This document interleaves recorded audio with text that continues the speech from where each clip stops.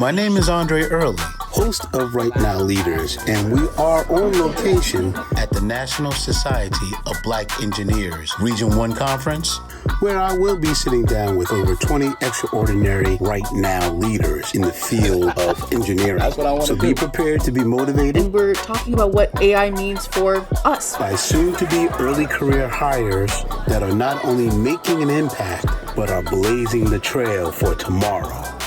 Right now.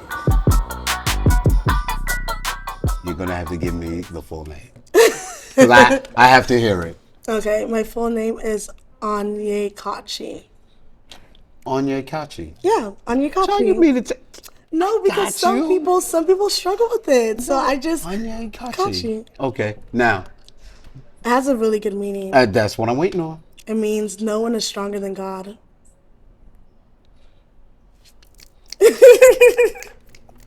That's real. Yeah. That's real.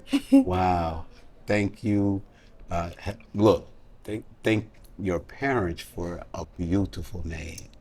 Beautiful name. Mm. So now are you a current college student? Yes, I am. I'm in my senior year. Another senior. Yeah. Graduating. Class of 2026. Class of 2026. Electrical computer engineering. Electrical computer engineering. Yes. Now, where are you in school? New York Institute of Technology. Nice. You from New York? No, I'm not. From? South LA.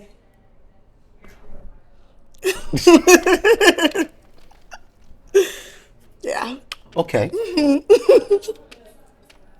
We didn't hurt you, did we? it's a cultural experience from the West Coast to the East Coast, yeah, so very different. Very different. I'm safe. You're safe? I'm safe. We still cool? Yeah. Okay.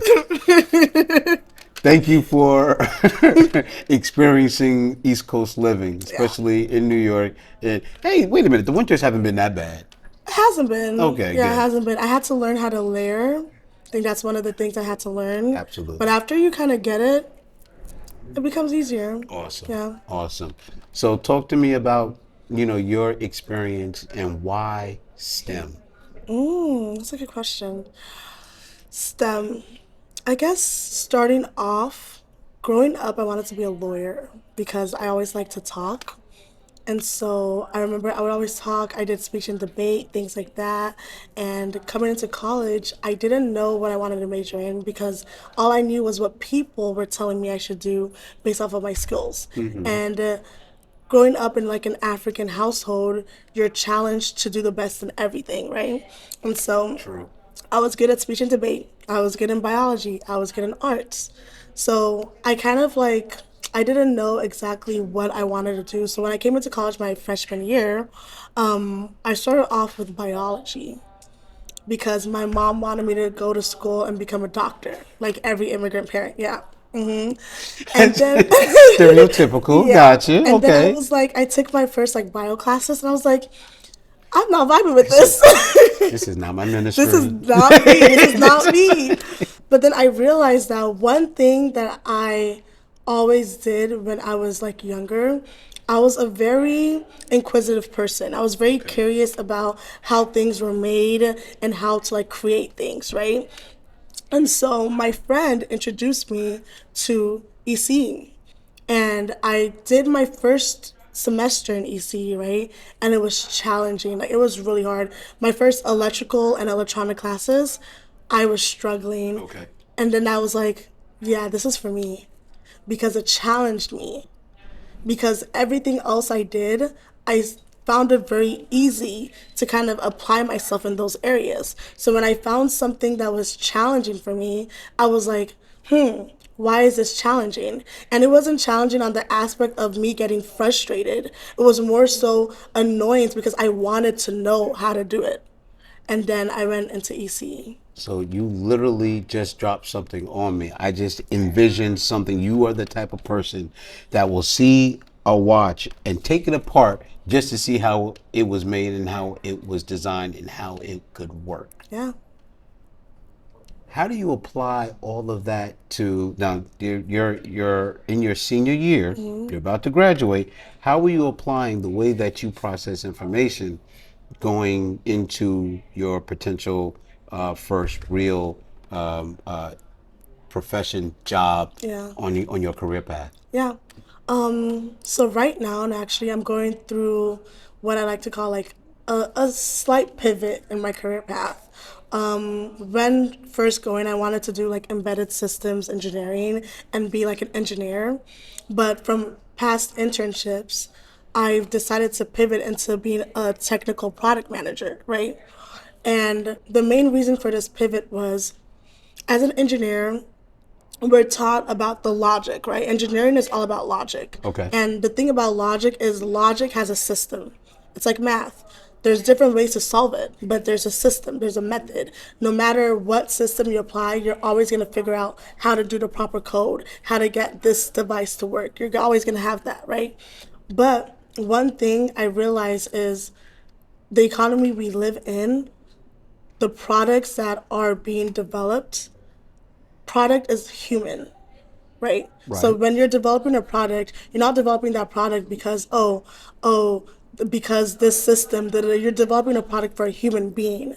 And now how do you understand humans and how do you understand how humans interact with devices? And that was something that I've always found really fascinating because even me behind the scenes as an engineer, I've always been like, it's so easy to kind of program a device and build this chip and all these things. Like, you'll study a little bit, but once you know it, you know it. But one thing I never understood was why are we making this device for this person? Right? What are the problems this user or person that this product is being made for? What are the problems that they're gonna have that as an engineer I can detect immediately? And so it's now like, how can I put myself in the shoes of a person? And as an engineer, we think with logic. Emotion has never, from my 4 years of university, emotions has not been part of our design So process. one, I'm going to need you to get out my head because that was literally going to be my follow-up.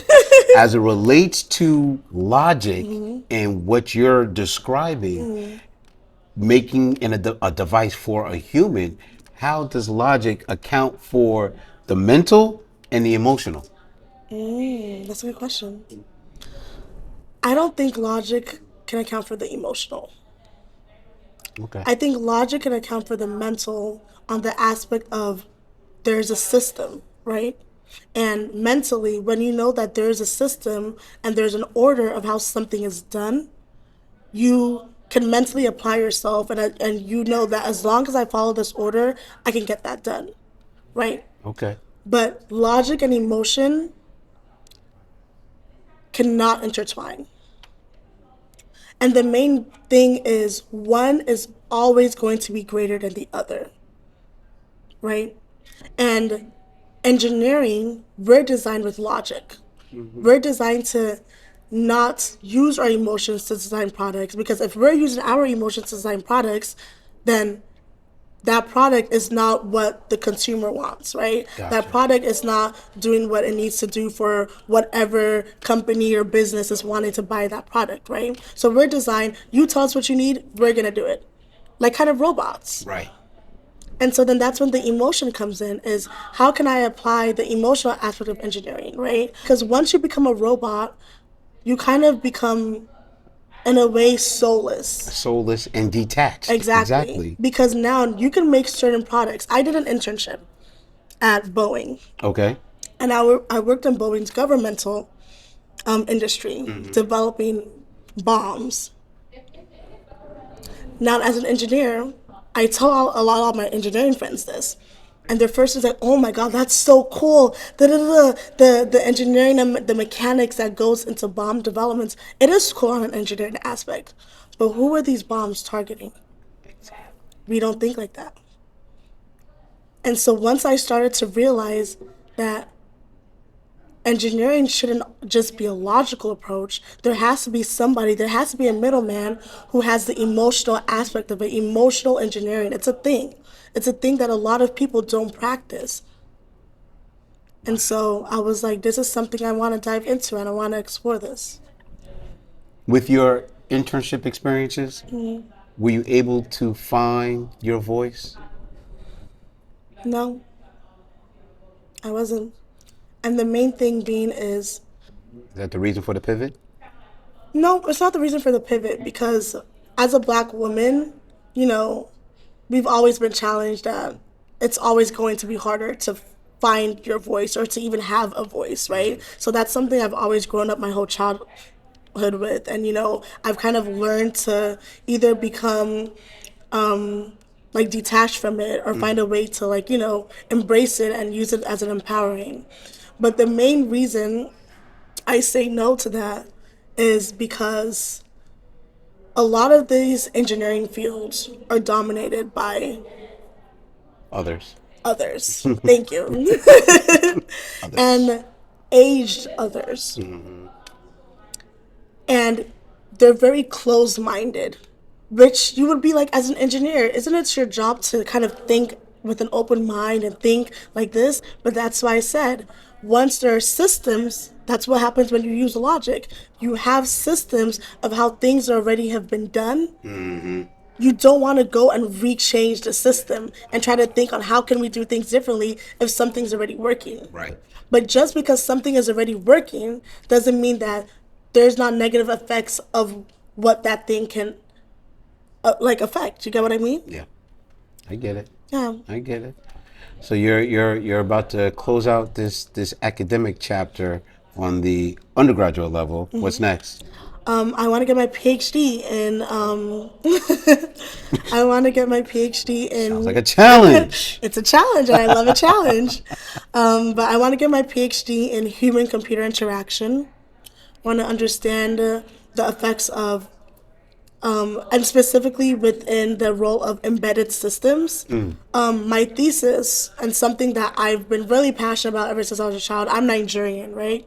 And so growing up in a lot of villages, a lot of these villages don't have access to internet and, Wi-Fi and services. So one of my passions that I want to do is I want to develop embedded systems technology that don't require access to internet, don't require having Wi-Fi. It's all built on a microchip, and all you need is a power system, right? And you can get power from a lot of things: water, air. There's so many ways to get power. And basically all you need is something to power it up, and these villages have access to embedded technology. Okay. For- Well, hold on now. Yeah. We're going to stop right there because I don't want anyone to take your idea and run with it without you. You're right. Thank you. Looking out. Thank you. I'm just telling you, but You're right. all I can say is wow. or wow. So, you know what? Good luck.